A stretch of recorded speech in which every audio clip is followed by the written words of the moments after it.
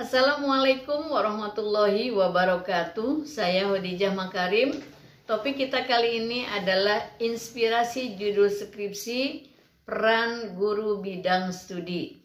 Teman-teman sekalian, inspirasi ini saya tujukan buat teman-teman mahasiswa yang masih bingung belum punya judul, terutama teman-teman yang kuliah di Fakultas Keguruan dan Ilmu Pendidikan. Nah, jadi kalau misalnya teman-teman bertemu dengan dosen pembimbing atau ketua program studi yang mengawali bagaimana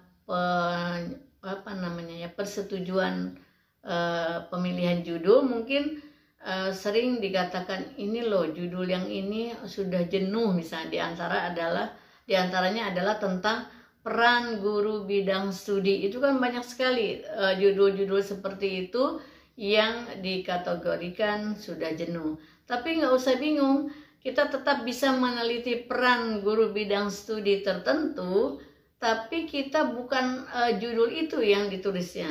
Kita pelajari lebih jauh bagaimana sebetulnya tentang peran guru bidang studi. Nah, untuk kepentingan itulah saya sampaikan topik ini buat teman-teman sekalian. Jadi mungkin dari teman-teman yang dari program studi PAI, Bahasa Indonesia, Bahasa Inggris, mungkin dari teman-teman yang kuliah di kependidikan matematika, pendidikan biologi, fisika, dan lain-lain ya. Nah, kita lihat levelnya bisa dicari, respondennya level SD, SMP, ataupun SMA, tergantung minat dari mahasiswa masing-masing. Nah, pada kesempatan ini saya akan sampaikan 10 inspirasi yang dapat dijadikan pertimbangan bagi teman-teman untuk memilih masalah penelitian yang terkait dengan guru bidang studi, peranannya seperti apa. Yang pertama, guru itu peranannya sebagai pendidik ya.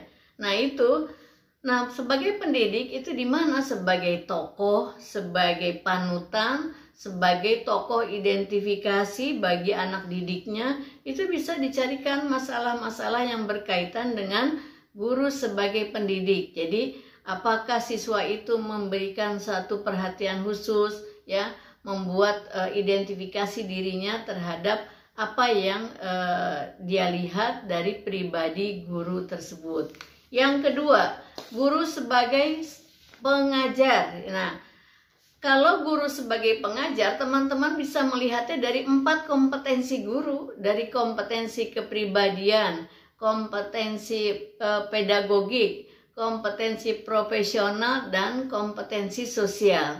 Nah, ini bisa dikembangkan untuk membuat penelitian tentang peran guru. Jadi tidak tulis judulnya peran guru karena itu sudah jenuh, tapi kita bisa menurunkannya, itu memfokuskan diri pada guru sebagai pengajar dengan dikaitkan pada kompetensi guru. Kemudian yang ketiga adalah guru sebagai pembimbing. Pembimbing dalam arti meliputi bagaimana guru itu membimbing di luar dari materi pelajarannya ya, tapi ini berkaitan dengan bagaimana masalah fisik dan psikis siswanya dalam pengamatannya selama proses belajar mengajar. Bagaimana membimbingnya, apakah dengan direktif langsung ataupun non direktif ya. Itu adalah inspirasi yang ketiga. Yang keempat, guru sebagai pemimpin. Pemimpin di kelas tentu saja ya. Karena kalau sudah di luar kelas itu kepemimpinannya tidak terlalu menonjol, tapi ketika di kelas guru adalah sebagai pemimpin sepenuhnya bertanggung jawab terhadap kelas itu selama guru mengajar, misalnya 2 kali 40 menit misalnya. Ketika di dalam kelas itulah guru sebagai pemimpin. Kita lihat pola pimpinannya, apakah otoriter ya, apakah permisif ataukah demokratis. Ini jarang mahasiswa yang mau mengangkat ini, padahal tipe guru di dalam kelas itu ada 3 tadi ya, ada demokratis, ada otoriter, dan ada permisif ya. Kita juga bisa merasakan bagaimana guru-guru kita dulu memimpin kelasnya seperti apa. Mungkin teman-teman juga seperti itu ya. Jadi kita lihat pengalaman masa lalu, kemudian bisa dijadikan inspirasi untuk meneliti. Yang kelima, pengelolaan pembelajarannya seperti apa? Kesesuaian model pembelajaran dengan model pembelajaran kekinian misalnya.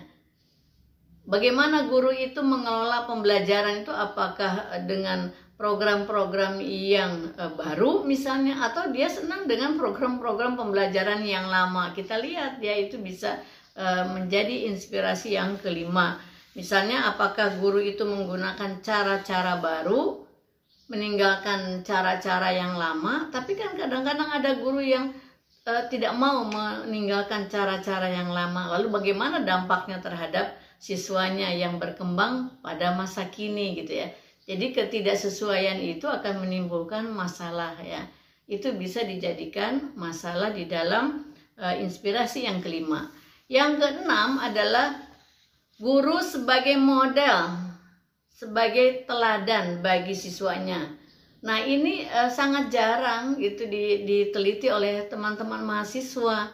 Coba kita lihat gaya bicaranya seperti apa, sikapnya, perilakunya, cara berpikirnya. Kita seringkali secara tidak sadar sebetulnya mengidentifikasi apa yang dilakukan oleh guru. Jadi kita menjadikan guru sebagai model. Ada yang sengaja, ada yang tidak sengaja. Kok kita jadi meniru misalnya apa yang kita senangi dari seorang guru. Nah itu adalah guru sebagai model ya. Kemudian kita lihat juga misalnya bagaimana cara berkomunikasi guru itu. Apakah komunikasinya dengan gaya tradisional ataupun modern, misalnya sesuaikan dengan perkembangan zaman. Yang ketujuh ya, kita lihat sekarang. Inspirasi yang ketujuh yang berkaitan dengan peran guru adalah guru sebagai anggota masyarakat ya. Ini juga saya katakan paling jarang itu mahasiswa yang mau mengangkat ini. Ya, mungkin karena nanti harus berbicara, harus mencari respondennya di masyarakat, dan itu memang agak-agak membutuhkan keterampilan ya. Kan kalau yang ditesnya di sekolah sudah terbentuk, sudah ada kelompoknya, jadi mudah. Sedangkan kalau yang meneliti yang ketujuh ini, inspirasi guru sebagai anggota masyarakat, kan yang harus diuji adalah masyarakat. Respondennya adalah masyarakat. Misalnya apa yang diteliti? Ya hubungan guru sebagai anggota masyarakat dengan sekitarnya. Ini berkaitan dengan kompetensi sosial guru. Teorinya adalah teori kompetensi. Ya. Jadi kalau kita lihat grand teorinya adalah kompetensi, lalu middle-nya adalah kompetensi sosial gitu ya. Jadi kalau kita lihat bagaimana sosok guru di masyarakat, itu adalah inspirasi yang ketujuh. Nah, kalau kita lihat di dalam kaitannya dengan masyarakat, bagaimana pergaulannya? Apakah dengan gaya modern atau gaya tradisional? Itu bisa menjadikan satu indikator dari sekian banyak indikator. Yang kedelapan, ini guru yang berkaitan dengan tugasnya sebagai administrator. Tentu ini kembali ke kelas dan di sekolah, khususnya di kelas. Kenapa? Guru itu akan menilai, pertama melihat administrasi kehadiran, lalu menilai prestasi belajar, bagaimana keterkaitan antara kemajuan siswanya dari hari ke hari di mata pelajarannya. Kemudian bagaimana kaitannya dia dengan keterampilan memberikan evaluasi. Apakah setiap tugas-tugas dibaca dan dikembalikan sehingga siswa mendapatkan penjelasan tentang kemajuan belajarnya atau tidak misalnya. Ini semua bisa diteliti. Kemudian yang kesembilan ini adalah guru sebagai inovator, sebagai pembaharu ya. Jadi bagaimana dia mengajak sosok guru ini mengajak siswanya maju ya ke masa depan dari masa ke masa. Jadi guru yang inovatif adalah menggunakan pengalaman masa lalunya untuk memotivasi siswanya menuju masa depan. Bukan berhenti di pengalaman masa lalunya saja, tetapi pengalaman masa lalu guru itu diberikan kepada siswa, kemudian dikaitkan dengan perkembangan zaman, ya. Jadi gunanya adalah untuk menumbuhkan kepada siswa itu jiwa untuk mau berubah, ya. Jadi kemauan untuk berubah lalu kemampuan. Jadi ada dua hal untuk melakukan perubahan yang senantiasa dimotivasi oleh guru, yaitu kemauan untuk berubah lalu kemampuannya, modalnya untuk berubah. Nah, itu adalah inspirasi yang ke-9, kaitan dengan guru sebagai inovator. Coba dicek bagaimana kemampuan guru dalam hal ini, ya.